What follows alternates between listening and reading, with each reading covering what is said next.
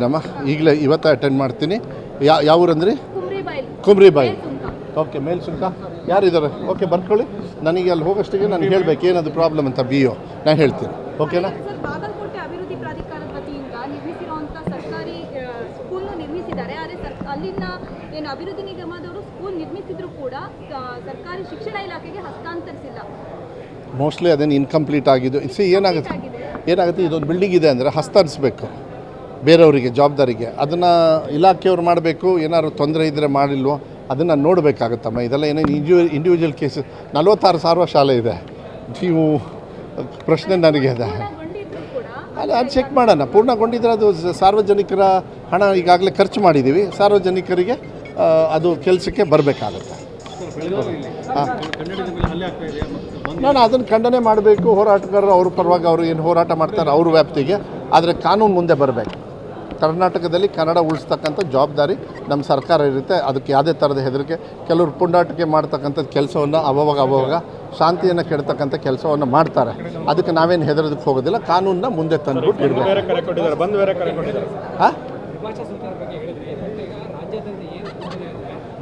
ವಿಭಾಷಾ ಸೂತ್ರ ಅಪ್ಲೈ ಮಾಡಿದ್ರೆ ಹಿಂದಿ ಯಾಕೆ ಕಲಿಬೇಕು? ತಮಿಳುನಾಡು ಮಾದರಿಯಲ್ಲಿ ಹಿಂದಿನ ಯಾಕೆ ಕೈ ಬಿಡಬಾರ್ದು ಕರ್ನಾಟಕದಲ್ಲಿ? ನೋಡೋಣ. ಅದೆಲ್ಲ ದೀಸ್ ಆರ್ ಆಲ್ ಟೆಕ್ನಿಕಲ್.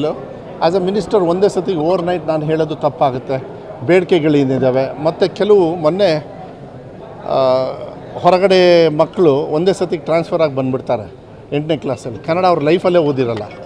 ಇಲ್ಲಿ ಬಂದು ನಾವು ಕನ್ನಡ ಕಂಪಲ್ಸರಿ ಮಾಡಿದಾಗ ತೊಂದರೆ ಆಗ್ತಾಯಿದೆ. ಅವರಿಗೆ ಕನ್ನಡ ಕಂಪಲ್ಸರಿ, ಬಟ್ ಆ ಕಲಿತಕ್ಕಂಥ ವ್ಯವಸ್ಥೆನೇ ಕೊಡಬೇಕನ್ಸಿ. These are all technical.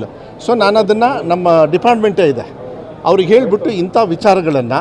ಆಮೇಲೆ ಇದು ಸೆನ್ಸಿಟಿವ್, ಕನ್ನಡನ ಸೆನ್ಸಿಟಿವ್. ಆದರೆ ಒಂದು ಹೇಳ್ತೀನಿ, ಎಷ್ಟೇ ಸೆನ್ಸಿಟಿವ್ ಇದ್ರೂ ಕನ್ನಡವನ್ನು ಮೈಗೂಡಿಸಿ ಮಾತಾಡ್ತಕ್ಕಂಥದ್ದು ಮುಂದಿಡ್ಕೊಂಡೇ ನಾವು ತೀರ್ಮಾನಗಳನ್ನು ತೊಗೊಳ್ತೀವಿ. ಅದನ್ನು ಮಾತ್ರ ಹೀಗೆ ಮಾಡೋದಿಲ್ಲ. ಬೇರೆ ಭಾಷೆಗೆ ನಾವು ಅಗರ್ವ ಕೊಡೋದಲ್ಲ, ಕಲಿಬೇಕು ಎಲ್ಲ ಭಾಷೆನೂ. ಆದರೆ ಕನ್ನಡವನ್ನು ಮಾತ್ರ ಕಡ್ಡಾಯ ಮಾಡಲೇಬೇಕು. ಅದೇ ಪಾಲಿಸಿ ಮಾಡಬೇಕಾದ್ರೆ have to be very careful. ಅದನ್ನು ಮಾಡ್ತಾರೆ. ಈಗ SCT ಇದೆಲ್ಲ ಬರೋದ್ರಿಂದ, SCP ಇದೆಲ್ಲ ಬರೋದ್ರಿಂದ ನೋಡ್ಕೊಂಡು ಮಾಡ್ತೀವಿ. ಒಳ್ಳೆ ಎಜುಕೇಷನ್ 22ಕ್ಕೆ ಬಂದು ಮಾಡಿದ್ದಾರೆ. ಬಟ್ ನಮ್ಮ ಇಲಾಖೆಗೆಲ್ಲ ಏನು ತೊಂದರೆ ಏನು ಮಾಡೋದಿಲ್ಲ. ಇದೆಲ್ಲ ಬೇಸಿಕ್ ನೀಡ್ಸು, ಎಕ್ಸಾಮ್ಸು ಇದೆಲ್ಲ. ಮಕ್ಕಳು ಏನೋ ತಲೆ ಹೆದರ್ಕೊಂಡು ಹೋಗೋದೇನು ಬೇಡ. ಇಲ್ಲ, ನೋಡೋಣ. ಅದನ್ನು ನಾನು ಮಾನ್ಯ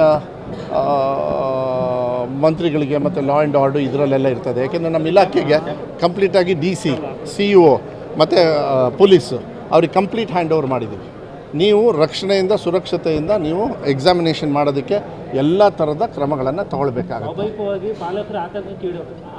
ಇಲ್ಲ, ಅದು ಏನಾಗ್ತದೆ, ನಾನು ಮಾಧ್ಯಮದಲ್ಲೂ ಹೇಳ್ತೀನಿ. ಸ್ವಲ್ಪ ಇದ್ರ ಬಗ್ಗೆ ನಾನು ಹೋರಾಟಗಾರರಿಗೂ ಅಷ್ಟೇ, ಇಂಥ ಸಂದರ್ಭದಲ್ಲಿ ಸಾರ್ವಜನಿಕರ ಜನರಲ್ಲಾಗಿ ಅವ್ರಿಗೆ ತೊಂದರೆ ಆಗೋದು ಬೇಡ ಅಂತೇಳಿ ನಾನು ಮನವಿ ಮಾಡ್ತೀನಿ. ಸಂಚಾರ ಇರ್ಬೋದು, ಯಾವುದೇ ಇರ್ಬೋದು. ಎಕ್ಸಾಮ್ ಬರೀತಾರಲ್ಲ, ನಾ ಎಕ್ಸಾಮ್ ನಿಲ್ಸೋಕ್ಕಾಗಲ್ವೇ? ಅವರಿಗೆಲ್ಲ ತೊಂದರೆ ಆಗೋದು ಬೇಡ. ಓಕೆ. ಹಾಂ, ನಾನು ಕಾರ್ಗೆ ನಿಮ್ಮ ರಾಜಣ್ಣವರು, DK ಶಿವಕುಮಾರ್ ಅವರು ಇದ್ರ ಬಗ್ಗೆ ಎಲ್ಲ ನಾನು ಚರ್ಚೆ ಮಾಡೋದಕ್ಕೆ ಖಾರ್ಗೆ ಅವರು ಬಾಯಿ ಮುಚ್ಕೊಂಡು ಕೂತ್ಕೊ ಅಂತ ಹೇಳಿದ್ದಾರೆ ನನಗಂತೂ. ನಾನು ಪ್ರಾಮಾಣಿಕವಾಗಿ ಆ ಕೆಲಸ ಮಾಡ್ತೀನಿ. ನೀವು 100 ಸತಿ ಕೇಳಿದ್ರೂ ಮಧು ಬಂಗಾರಪ್ಪ ಬಾಯಿ ಮುಚ್ಕೊಂಡೇ ಇರ್ತಾನೆ.